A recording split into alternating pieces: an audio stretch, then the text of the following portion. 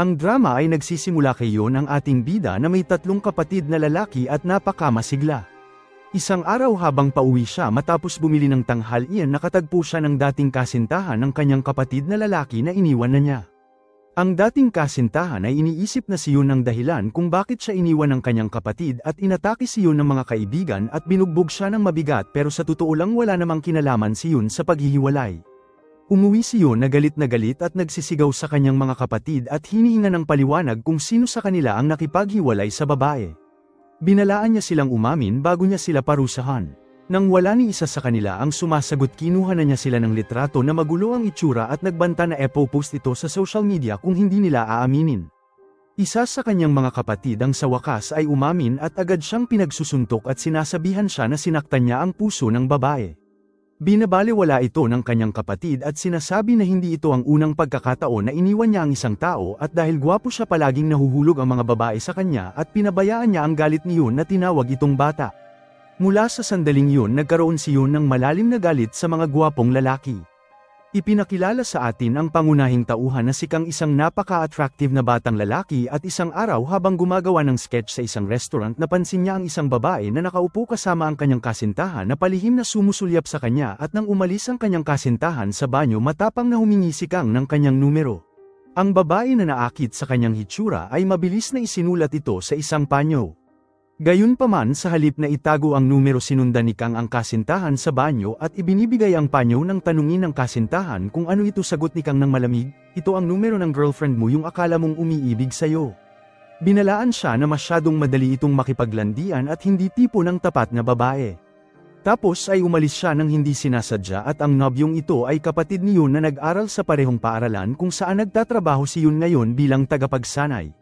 Galit na galit si Yon sa kanya at iginiit na itigil na niya ang pakikipag-date sa mga babae dahil siya na lang lagi ang nauuwi sa pananakit dahil sa kanyang mga relasyon, at tumanggi ito na hayaan siyang magsaya sa kanyang buhay habang siya ang nagdurusa. Nakatanggap si Yon ng tawag mula sa kanyang kasintahan na si Yang at iniimbitahan siyang kumain, at sabik nitong inakala na magpro-propose ito, at sa tuwa ay nagmadali ito sa kanyang kaibigan at humiling na humiram ng damit upang magmukhang maganda sa proposal.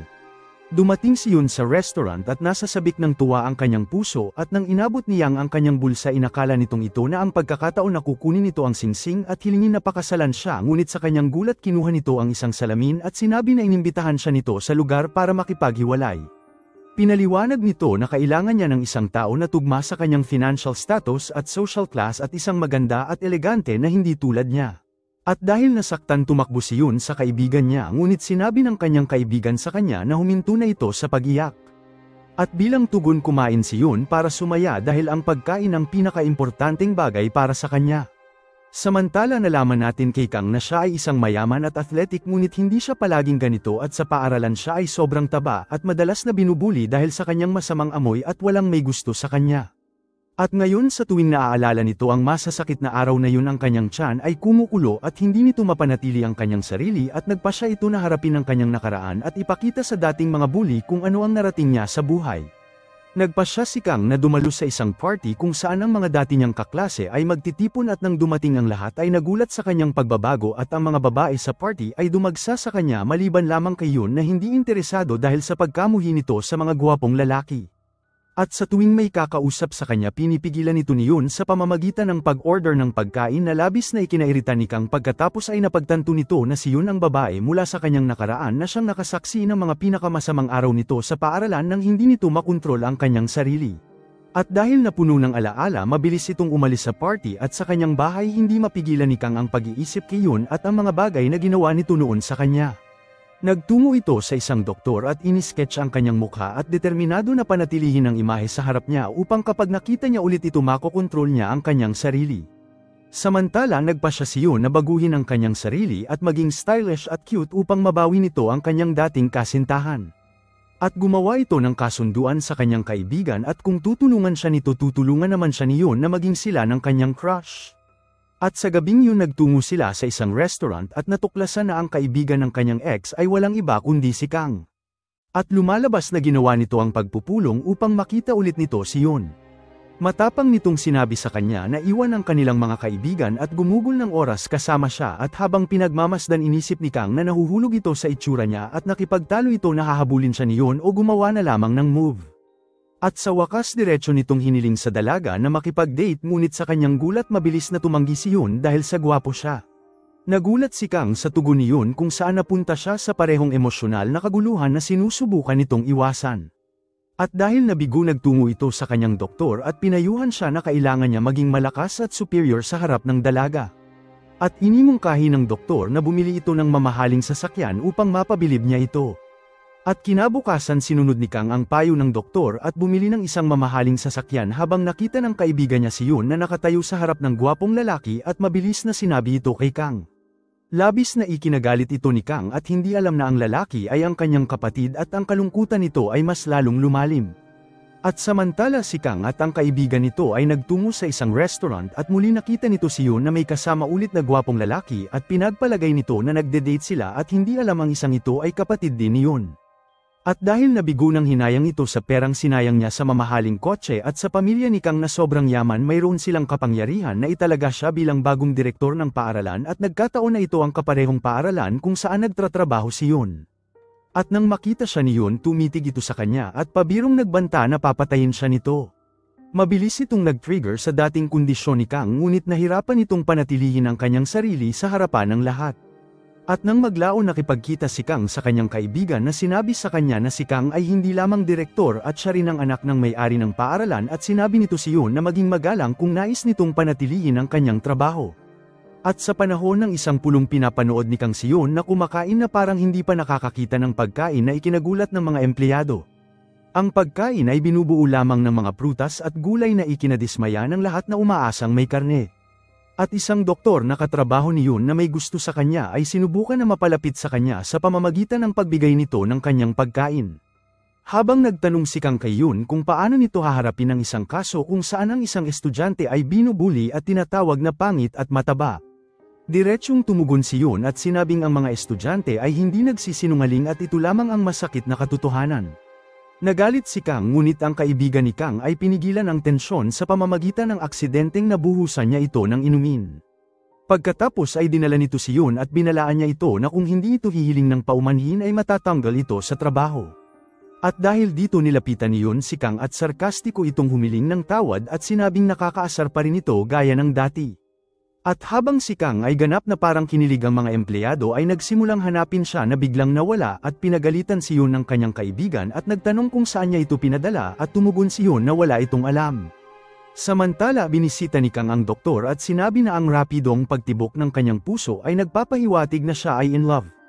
Tumanggi si Kang na maniwala at kumonsulta sa isa pang doktor na sinabi sa kanya na stress lamang ito.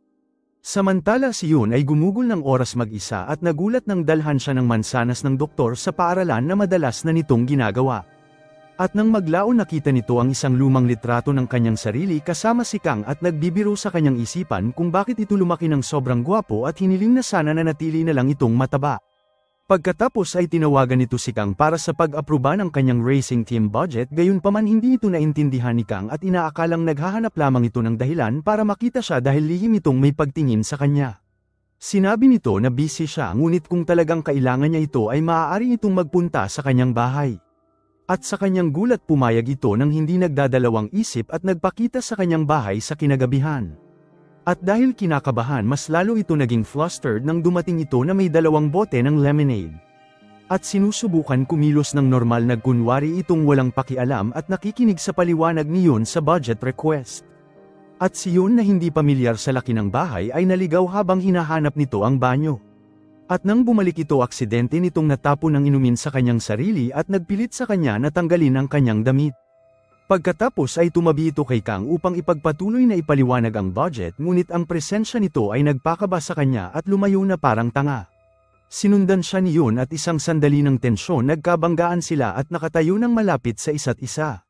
At sa tuwing mapapalingon si Kang naroon si Yun at naniniwala na sinumpa siya ng Yun syndrome.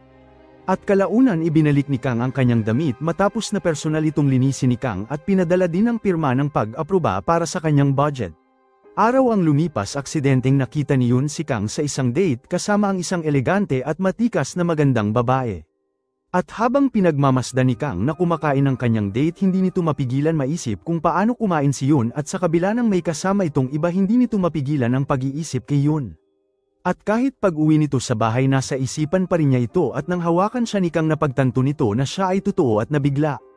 At doon sinurpresa siya ng dalaga ng isang regalo habang naglakad sila sandali at inalala ni Yun ang isang kilos na ginagawa ni Yun sa kanya noong bata pa sila at pagkatapos nito naiwan nito na nawawala sa kanyang pag-iisip. Muling binisita ni Kang ang kanyang doktor na pinayuhan siya na harapin ang kanyang takot at dahil determinado nagpa siya si Kang na bumili ng bulaklak para kay Yun at nagtungo para ibigay sa kanya. Gayunpaman sa oras na makita niya ito nagpanik ito at mabilis na itinapon ng bulaklak sa bintana at kumbinsado na hindi pa rin ito makontrol ang kanyang sarili. At nang maglaon nakipagkita ulit si Kang sa kanyang doktor at nagkataon na nakita siya ni Yun na may kayakap at pinagkamalan niya ito na mas gusto ni Kang ng lalaki kaysa sa babae. At sa umaga nagkita ang dalawa at nagtanong si Kang tungkol sa racing team at sinabi nito na nagsasanay sila ng mabuti at ang budget na pinayagan nito ay labis na katulong. Nagbigay din ito ng ilang payo at sinabi sa kanya na dapat palagi nitong habulin ang kanyang pangarap at panatilihin ang kanyang mata sa finish line at pilitin ang sarili na maabot ang kanyang layunin. At matapos na sabihin nito naglakad ito papalayo habang nakatingin si Kang sa kanya hanggang sa marating nito ang finish line ng track pagkatapos ay tinawagan niya ito at sinabing nakikita nito ang finish line ng kanyang pangarap sa harapan ko mismo at si Yun ang tinutukoy nito. Pagkatapos ay nagpadala ito ng mensahe at hinihiling na magkita sila sa isang lugar. At nang dumating si Yun nagulat ito na si Kang ay gumawa ng opisyal na puwang para sa pagsasanay sa team at dahil natuwa nagpasalamat ito kay Kang. Ngunit biglang sinabi ni Kang na gusto nito na palagi siyang nasa tabi niya at huwag siyang iiwan. Gayunpaman naalala ni Yun ang babaeng nakita nito na kasama niya sa restaurant at sinabi na may gusto siyang iba. At dahil nakaramdam na tinanggihan umalis si Kang at ibinuhos ang lahat ng galit sa kanyang matalik na kaibigan. Samantala nagsimulang mag-isip si Yun kung paano nagawang magtapat ni Kang sa kanya matapos niyang makita ito na may kasamang ibang babae at naramdaman nito na tila may mali kaya naman nagtungo ito sa kanya at sinabi na handa itong maging kaibigan niya. Ngunit nang sinubukan ni Kang na hawakan siya kinuha nito ang kanyang pisngi at binalaan siya na hindi at sinabing magkaibigan lang at kapag lumagpas ito doon makakatanggap ito ng sampal sa mukha. Mabilis na humiling ng tawad si Kang at nag-alok na ihatid siya pauwi at nang makarating sila sa bahay nakita ni Kang ang kanyang mga kapatid at mabilis na kinuha siya sa kwelyo. Nalilito ito at nagtatanong kung ano ang nangyayari at nagtataka kung bakit nasa relasyon nito ng dalawang lalaki at nakatira kasama sila. Ngunit napagtanto nito na sila ay mga kapatid ni Yun at ang kanyang kalooban ay biglang napalitan ng kasiyahan. At habang pauwi labis ang tuwa nito at literal na nagsimulang sumayaw mula sa kaligayahan at sa sumunod na araw naghintay si Kang kay Yun sa labas at nang makita siya nito tumakbo ito sa kanya at niyakap siya ng mahigpit at tinitignan siya bilang isa sa kanyang mga kapatid. Gayunpaman si Kang ay nabigla at nagdala ito ng cake para sa kanya at sinubukan siyang yakapin ngunit pinagalitan siya ni Yun at sinabing siya lang ang pwedeng yumakap. At sa sumunod na araw sa paaralan pinapanood ni Kang si Yun habang nagsasanay ito sa field at masaya ito na makita lamang siya. Napansin ng kanyang assistant ang hindi pangkaraniwang masayang ugali nito at naguguluhan sa pinagbago nito. Samantala binisita ni Yun ang doktor kung saan napansin niya na may dala itong chips at dahil mahilig ito sa pagkain sinubukan niya itong kunin mula sa kanya at kalaunan ay nagtagumpay ito ngunit nasugatan ito sa kanyang binti at hindi niya ito maigalaw. Napilitan ang doktor na gamutin siya at sa mga sandaling yun dumating si Kang at nakita ang doktor na hawak ang binti ni Yun at sa labis na galit sinigawan niya ito na umatras at binalaan siya na huwag ulit ito hahawakan. Pagkatapos ay nagtungo ito sa kanyang opisina at habang nasa loob kinuha nito ang kanyang telepono at nagsimulang tignan ang mga larawan nilang dalawa at nag-zoom ito sa mukha ni Yun at sinabi na napaka-cute niya. Samantala si Yun ay nalilito sa pagseselos na ugali ni Kang at nagpasya ito na magtungo sa kaibigan ni Kang upang humiling ng ilang sagot. Hinarap niya ito at pinilit ito na makipag-usap at sinaktan hanggang sa magsalita ito. Sinabi ng kaibigan ni Kang sa kanya na gusto ni Kang na mahalin siya ni Yun at gusto nitong gawin ni Kang sa kanya kung ano ginawa niya noon at nais nito na gumanti. Si Yun ay labis na nagulat at mabilis na hinarap si Kang at sinabi sa mukha niya na alam na nito ang katotohanan. Nagalit ito sa kanya at tinawag siyang sinungaling at kawawang tao at hiniling na lumayo ito sa kanya at sinabi ayaw na niya itong makita pa. At si Kang na labis ang galit ay nagmadali sa kanyang kaibigan at pinagtanggol ng lalaki ang kanyang sarili at sinabing sinabi lamang niya yun para iwan siya ni Yun at dahil pera lamang ang habol nito sa kanya. At sa sumunod na araw nagtungo si Yun sa paaralan at nagpasya na tapusin ang kanyang sarili at sinubukan siyang pigilan ng kanyang kaibigan ngunit iginiit ni Yun na hindi na siya nabibilang sa mundo at kailangan niyang tapusin ang bawat gwapong lalaki sa buhay niya. Pagkatapos ay tinawag ni Kang si Yun at inutusan ito na pumunta sa kanyang opisina. At kahit pa naiinis ito sa kanya, wala itong pagpipilian kundi ang sumunod dahil siya ang direktor sa paaralan. Sinabi nito sa kanya na siya na ang magpapalit ng langis sa kanyang sasakyan at siya rin ang magiging kanyang personal na driver mula ngayon at kung tatanggi ito ay matatanggal siya sa trabaho. At dahil walang pagpipilian pumayag si Yun at nakaramdam ng labis na pagpapahiya. Pagkatapos ay nagtungo ito sa doktor at humiling sa kanya ng pampakalma at syempre nagreklamo ito tungkol kay Kang at ang doktor na nainis at sinabi sa kanya na handa nitong suntukin si Kang at kailangan lamang niya ng signal ni Yun. At nang maglaon galit na binura ni Yun ang mga larawan nila ni Kang ng magkasama at sa kabilang banda sinubukan din ni Kang na burahin ang kanilang litrato ngunit hindi niya ito magawa. At sa araw na yun binisita ni Yun ang matalik nitong kaibigan at sinabi sa kanya na inimbitahan ni Kang ang lahat ng staff ng paaralan sa isang mamahaling restaurant at hinikayat niya ito magpunta. Nagpasya si Yun na magpunta at sa restaurant sinabi ni Kang sa kanya na huwag uminom ng alak dahil siya ang magmamaneho pa uwi dahil siya ang driver nito ngunit hindi siya pinansin ni Yun at uminom ng maraming alak. At nang maglaon lumabas ito at sinundan siya ni Kang kinuha nito ang susi ng kanyang sasakyan at tumanggi na ibalik ito ngunit bigla itong nawalang ng malay habang lumitaw ang doktor sa tamang oras at sinalo siya bago pa ito mahulog. Dinala niya ito sa kanyang sasakyan ngunit pinigilan siya ni Kang at ang dalawang lalaki ay nagsimulang mag-away kung sino ang maghahatid sa kanya. Nagising si Yun at nakita silang nag-aaway at naglakad lamang papalayo at sa oras na tumigil sila at lumingon wala na ito at nagmadali sila sa bahay ng dalaga upang tignan siya ngunit hindi sila sigurado kung nakauwi ito ng ligtas. Pagkatapos ay dumating ang isang taxi at mabilis silang nagtago habang lumabas si Yun sa taxi at pumasok sa kanyang bahay. Samantala ang doktor sa paaralan ay nalaman na si Yun ay galit sa mga gwapong lalaki ngunit mahilig sa pagkain ay nagsimulang gumawa ng isang plano. Nagpasya ito na gawing hindi kaakit-akit ang kanyang sarili at patuloy na nagdadala ng pagkain kay Yun upang mapalapit sa kanya. At isang araw hiniling ng doktor kay Yun na lumabas para kumain at pumayag ito at binigyan siya ng mamahaling damit para sa okasyon. At nang sinuot niya ito nagreklamo ito na ito ang unang beses na nagsuot siya ng mamahaling damit at mukhang hindi ito maganda sa kanya.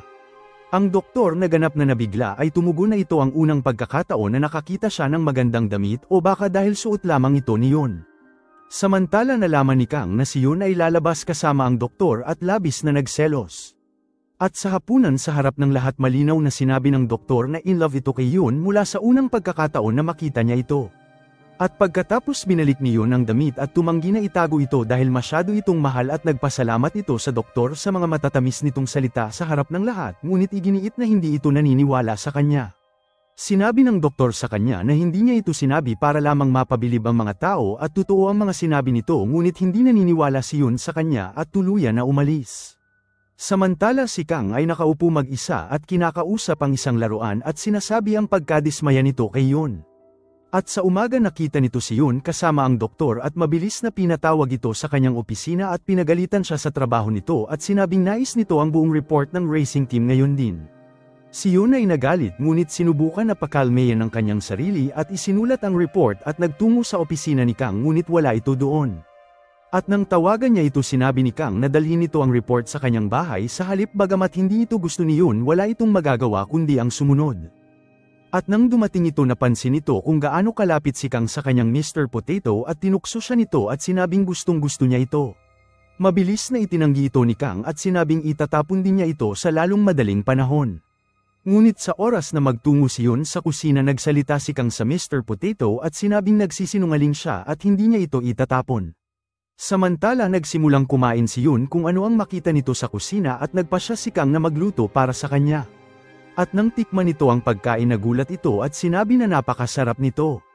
At sa sumunod na araw hiniling ni Kang sa kanya na muling magpunta sa kanyang bahay at sinabi na may mahalaga itong pagpupulong at kailangan na ihatid siya nito.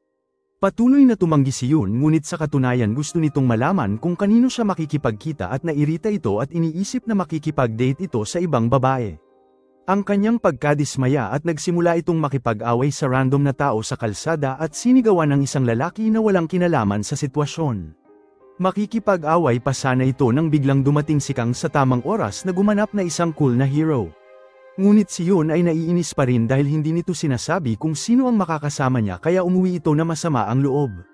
Napansin ng kanyang kapatid ang masamang mood nito at mabilis nitong nalaman na dahil ito kay Kang at sinabi na ibigay lamang ni Yun ang signal at bubugbugin niya ito. At sa gabing yun nakatulog ito at nagkaroon ng masakit na alaala mula sa kanyang nakaraan. Naalala nito ang nakakatakot na pangyayari kung saan humantong sa kamatayan ng kanyang mga magulang at kung paano nito naramdaman na mayroon siyang pananagutan sa nangyari. At sa sumunod na umaga nagising ito sa labis na pagkabalisa at nagsimulang tumakbo at sinusubukan na takasan ang kanyang nararamdaman.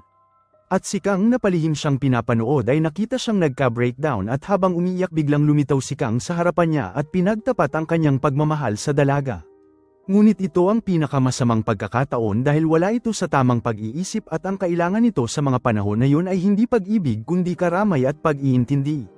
At dahil hindi nag-iisip sinampal siya niyon na labis ikinagulat ni Kang at hindi maintindihan kung bakit niya ito ginawa. Umalis ito na labis nasaktan at nagtungo sa kanyang doktor at sinabi sa kanya ang lahat. Pinayuhan siya ng doktor na huwag sumuko at hinikayat siya na ipakita ulit ang kanyang nararamdaman kay Yun. At sa sumunod na araw sa paaralan si Yun ay malayo at nawawala sa kanyang pag-iisip at napansin ito ng doktor at inilagay ang kanyang kamay sa ulo ni Yun upang suriin ito. At doon lumitaw si Kang at nakita sila habang mabilis na tinanggal ang kamay ng doktor sa ulo ni Yun at sinabi na huwag nitong himasin ang aso habang kumakain. At mula noon sa tuwing kakausapin ni Kang si Yun ay umiiwas ito at sinimulan din siyang padalhan nito ng mga report via email upang maiwasan na makita siya. At isang gabi nagtungo si Yun sa kanyang silid para magpahinga at nakita si Kang na nakatayo sa lugar. Nagtanong ito kung paano ito nakapasok sa lugar at tumugon si Kang na pupunta ito kahit saan siya magpunta hanggang hindi nito sinasabi sa kanya kung ano ang problema. At habang tumingin ito sa paligid ng silid nakita nito ang isang lumang litrato niya at ngumiti at sinabing napakaganda nito noong bata siya. Sinubukan itong mapalapit sa kanya ngunit itinulak niya ito at dahil muling natalo ay umalis ito. Nakipagkita si Yun sa kanyang kaibigan at sinabi nito sa kanya ang lahat at ang kanyang kaibigan na inaasahan ang kanyang reaksyon ay hindi pinansin si Kang at sa halip ay nagtanong kung ano ang tingin nito sa doktor. Samantala si Kang ay nasa bahay at lumuluha na parang tanga at hindi naiintindihan kung bakit patuloy siyang pinagtatabuyan ni Yun. At sa gabi si Yun ay nagtungo sa bahay ni Kang at sinabi nito sa kanya na hindi siya nito maaaring baliwalain ng ganon at kailangan nilang mag-usap. Nagmakaawa ito na lumayo sa kanya at nagsusumamo na huwag nang lalapit pa sa kanya. At dahil nasaktan nilunod nito ang kanyang sarili sa beer at sa dami ng nainom nito tinawagan nito si Kang at sinabi na dahil sinabi nitong lumayo siya ay talagang ginawa niya ito at talagang hindi siya nito mahal. At sa kaparehong gabi nagpakita ulit ito sa kanyang bahay at pinilit siyang mangako na hindi siya nito iiwan kahit ano pa ang mangyari kahit pa nasabihin niyang gawin niya ito. At sa sumunod na umaga nang magising ito napagtanto nito kung ano ang ginawa niya at labis na nagulat ngunit sineryoso ni Kang ang lahat ng kanyang sinabi. At ngayon na binigyan niya ito ng dahilan para manatili wala ng dahilan para iwanan pa siya nito. Muling pinilit ni Kang si Yun na muling maging driver niya na ikinainis ng dalaga at dahil nainis sinabi nito sa kanya na pupunta ito sa isang school trip kasama ang mga estudyante kinabukasan at ang doktor sa school ay kasama niya. Gayunpaman sa sumunod na araw si Yun ay nabigla nang makita nito na si Kang ay nakaimpake at handa nang umalis at nauna pa sa mga estudyante at hindi lamang inutusan din ito ang doktor ng isang task upang hindi ito makasama sa trip. At sa kanilang biyahe nagmatsyag si Kang kay Yun at hinahangaan ang kanyang kagandahan. At nang magpasya ito na magpunta sa dagat sinubukan itong kumbinsihin siya na huwag at nagbabala sa mga bakterya at polusyon. Ngunit si Yun na matigas ang ulo ay tumanggi na makinig sa kanya at nagtungo sa tubig. Samantala ang doktor ay nagpumilit na sumunod at kalaunan ay nakita siya. At sa katapusan ng araw muli silang nagkita at nagmakaawa si Yun kay Kang na lubayan siya at tumigil na ito dahil lagi siyang iniisip ng dalaga ngunit wala itong pakialam. Mariin itong sinabi na hindi siya nito hahayaan kahit ano pa ang mangyari at dahil desperado tinawagan ni Yun ang kanyang matalik na kaibigan at hiniling sa kanya na pumunta upang iligtas siya kay Kang at sa doktor na palaging nakasunod sa kanya. Ang kanyang kaibigan ay dumating at lahat sila ay lumabas para kumain at sa panahon ng hapunan patuloy na hinihimas ni Kang ang binti ni Yun sa ilalim ng mesa na ikinainis nito at nagtungo sa banyo ngunit sinundan siya ni Kang. Sinabi ni Kang na alam nitong mahal siya ni Yun bago tuluyang lumayo at nang bumalik si Yun nagtanong ang kanyang kaibigan kung ano ang nangyari at inasar siya nito na kung hindi niya ito sinampal ay mahal niya ito. At nang maglaon nagpadala si Kang ng mensahe kay Yun at hinihiling na magkita sila para sa isang importanteng bagay. At si Yun na palaging maingat ay nagsuot ng makapal na damit at handa upang maiwasan ang anumang atake sa kanya. At tuwing susubukan ni Kang na mapalapit umaatras ito at tinitiyak na hindi dadampi ang balat nito sa kanya. Samantala ang doktor ay nagpasya na gumawa ng aksyon at hiniling sa kanyang pamilya na tulungan siya maging bagong direktor ng paaralan na papalit kay Kang. At sa sumunod na araw binisita ng Dr. si Yun sa kanyang bahay at sinabi na siya ang magiging bagong direktor ng paaralan habang nagdala ito ng cake at sa sandaling makita ito ni Yun labis itong natuwa at kinain agad. Hindi ito nagulat sa promosyon ng doktor at masaya lamang ito sa nakuha niyang pagkain. Samantala binisita ni Kang ang kanyang lola at nakiusap na hayaan siyang manatili sa kanyang posisyon bilang direktor ng paaralan ngunit ang doktor ang determinado na pumalit at malinaw na ginagawa ng dalawang lalaki ito para lamang mapalapit kay Yun.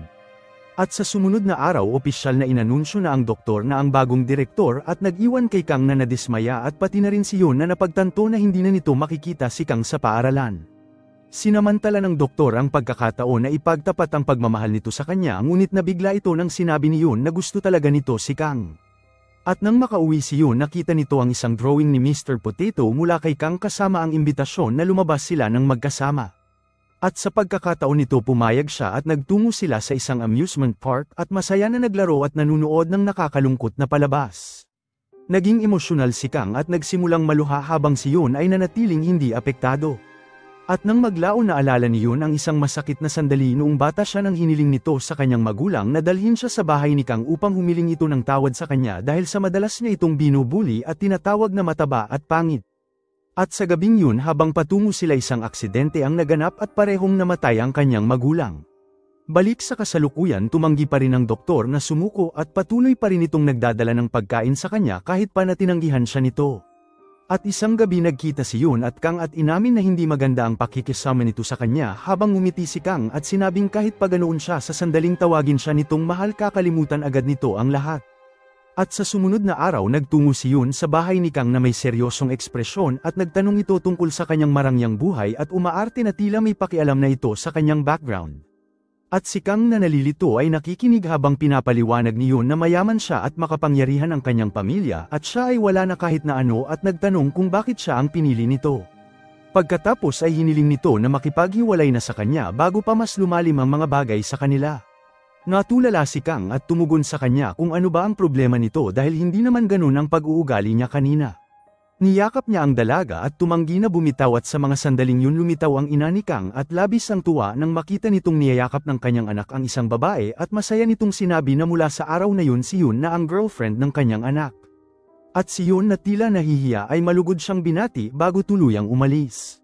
At sa sumunod na araw nagsimulang ilayo ni Yun ang sarili nito kay Kang at tumanggi na makipag-usap sa kanya. Ngunit habang lumilipas ang panahon nagsimulang magsawa si Kang sa kanyang malamig na pag-uugali at kinakausap nito ang kanyang Mr. Potato at nagrereklamo tungkol kay Yun. Samantala patuloy na nagdadala ng pagkain ang doktor sa tuwing makikita nito si Yun at alam na ito ang kahinaan niya. Nagsimula din iniwasan ni Kang si Yun dahil sa pagbabago ng ugali nito ngunit ang pagmamahal nito sa kanya ay nakabaon pa rin sa sarili niya. At sa tuwing mamimiss niya ito nagtutungo ito sa bahay ng dalaga at nakatayo sa labas habang sinasabi nitong namiss niya ang dalaga pagkatapos ay umalis ito. At isang gabi nakatayo si Yun sa harap ng sasakyan na hinaharangan ang kanyang daan upang hindi ito makaalis at nang makita siya lumabas si Kang at binigay sa kanya ang susi at naglakad sa halip at iniwan ang sasakyan. Humingi ng tawad si Yun at sinabing sige hahayaan na kita at hindi mo naman talaga ako mahal at wala kang puso. Labis ang lungkot nito na tila nahati sa kanyang emosyon ngunit sa kaibuturan alam nitong walang kasalanan si Kang sa pagkamatay ng kanyang magulang ngunit tila hindi niya kayang patawarin ito. At dahil dito patuloy niya itong pinagtutulakan at sinisisi sa lahat ngunit sa kaparehong oras hindi rin niya ito kayang mawala. At sa sumunod na araw hinarap ni Yun si Kang at sinabi sa kanya na hindi niya ito mahal bago tuluyang umalis. At si Kang nalabis ang gulat at sumunod sa kanya at sinabing nagsisinungaling ito at alam niyang mahal siya ni Yun at kahit anong pilit nito ay hindi siya iiwan ni Kang. Hinawakan siya nito at sinabing kahit gaano katigas ang kanyang ulo at kahit saan ito magpunta hindi na ito magmamahal pa ng iba kundi siya lamang. At si Yun na sinusubukan kumalma ay sinabi sa kanya na kontrolin nito ang kanyang sarili at huwag na niyang habulin ang pangarap na hindi naman matutupad. At habang lumipas ang panahon ang kondisyon ni Kang ay lumala at dahil hindi na siya ang school director hindi na nito makikita si Yun araw-araw. At isang araw nakita nito si Yun na nakaupo sa labas ng kanyang bahay na hindi kumakatok sa pinto at paulit-ulit niya itong ginagawa at hindi nagsasalita ng kahit na ano. At isang gabi nang ginawa niya ito sa wakas ay lumabas si Kang at sinabi sa kanya na makasarili ito. At sa mga sandaling yun sa wakas ay nagsalita si Kang at sinabi nito sa kanya ang lahat tungkol sa kanyang nakaraan at kasalanan at kung paano nito sinisisi ang kanyang sarili sa pagkamatay ng kanyang magulang at pagkatapos ay umalis ito. Tumulo ang mga luha sa kanyang mata at nagpatuloy ito kung saan nakasalubong nito ang doktor. Sinubukan siyang aliwin nito ngunit sa sandaling yun lumitaw si Kang at nagtanong kung bakit ito umiiyak dahil siya ang nang-iwan sa kanilang dalawa. Nakialam ang doktor at sinabi kay Kang na tumigil ito at nagbabala sa kanya na huwag niyang susundan si Yun. At si Yun na naguguluhan ay nagtungo sa kanyang kapatid na inaliw siya at tinulungan siyang makatulog. Labis itong nag-aalala dahil hindi pa nito nakita ang kanyang kapatid na babae na ganon. Samantala si Kang ay labis ang galit at inilalabas ang kanyang pagkadismaya sa pagsuntok nito sa kanyang unan sa tuwing maririnig nito ang pangalan ni Yun. At sa isang gabi si Kang na puno ng labis na galit ay walang ingat na nagmaneho at nauwi sa isang aksidente. At nang maglaon nakatanggap si Yun ng tawag mula sa telepono ni Kang at isang estranghero sa kabilang panig ang sinabi sa kanya na ang may-ari ng telepono ay nasa isang seryosong aksidente. At dahil natakot nagmadali ito umuwi at nakita si Kang na nasa maayos na kondisyon. Nagtanong ito kung ano ang nangyari sa kanyang telepono at tumugon si Kang na nawala niya ito sa panahon ng aksidente. At si Yun na napuno ng emosyon ay nagtanong kung bakit ito nagtungo sa kanyang bahay at matapos ng tahimik na sandali inamin ni Yun na mahal siya ni Kang at nagsisinungaling lang siya noon. At si Kang na nagulat ay tumugon na mahal din siya ngunit hindi na niya kayang magsinungaling kay Yun. Pagkatapos ay inamin nito ang katotohanan at sangkot siya sa aksidente na naging sanhi ng pagkamatay ng magulang ni Yun at sinabi nito na dapat na siyang lumayo sa kanya at mas nararapat sa kanya ang iba sa kanya. Sa sumunod na araw nagpakita si Yun sa bahay ni Kang ngunit sa pagkakataon na ito tumanggi ito na makita siya. Gayunpaman nagawa ni Yun na makapasok sa loob dahil sa doktor ni Kang na lihim siyang pinapasok sa loob. Umupo sila at sa wakas ay nagkaroon ng tapat na pag-uusap at pinaliwanag ni Kang na hindi nito gustong magsinungaling sa kanya at natatakot lamang ito na sabihin ang katotohanan. Nagmakaawa ito na umalis na lang siya at kalimutan ang lahat at si Yun na nasaktan ay sumunod sa kanyang gusto at umalis ngunit kahit pa tinanggihan si Kang pa rin ang dahilan upang maging masaya siya. Samantala sa isang gabi tumakas si Yun sa kanilang bahay nang hindi napapansin ng kanyang mga kapatid at tumakbo ito patungo sa bahay ni Kang. At nang nasa lugar sinabi ng binata na umuwi ito dahil masyado ng gabi ngunit tumanggi si Yun at sinabi nito na ayaw niyang umuwi at nais nitong manatili sa tabi niya ngayong gabi tulad ng isang magkasintahan. At si Kang na kinilig ay tumugon na hindi nito alam ang ginagawa ng magkasintahan kapag magkasama sila. Si Yun ay nagbuntong hininga sa kanya at sinabing alam niya kung ano talaga ang ginagawa ng magkasintahan. Inutusan siya nito na gayahin ang kanyang ginagawa at sundan siya. Samantala napansin ng kuya ni Yun na nawawala ito at mabilis nitong tinawagan ang kaibigan ni Yun at nalaman na nagtungo ito sa bahay ni Kang at dahil sa galit ay nagmadali ito. At sa bahay ni Kang kumpiyansa si Yun na sinabi kay Kang na ang unang dapat nilang gawin ay sumayaw. Nagsimula itong sumayaw sa pinaka-nakakatawang paraan at pinapakita ang kanyang kakulitan. At doon ang kanyang kapatid at matalik na kaibigan ay pumasok sa loob at kinaladkad siya ng kanyang kapatid habang sumigaw si Yun at sinabing nagkakaroon ito ng romantikong sandali sa kanyang nobyo. Galit na sinabi ng kanyang kapatid na hindi na nito makikita si Kang. Kinuha nito ang pinakamalapit na bagay at sinundan siya habang nagreklamo ang kanyang kapatid at sinabi na naghahanap lamang ito ng dahilan upang saktan siya. At dinagdag nito na si Kang ay masyado pang bata at nagtanong ito kung paano nito haharapin ang responsibilidad sa gawaing bahay at si Yun na determinado pa rin ay sinabi sa kanya na wala na itong pakialam at mahal namin ang isa't isa at sapat na yun. At nang magkita si Kang at Yun sa isang restaurant hindi nito maalis ang kanyang mata sa dalaga habang napansin ito ng kanyang kapatid at binalaan si Kang na tumigil ito at magpakita ito ng respeto bago pa siya nito suntukin sa mukha.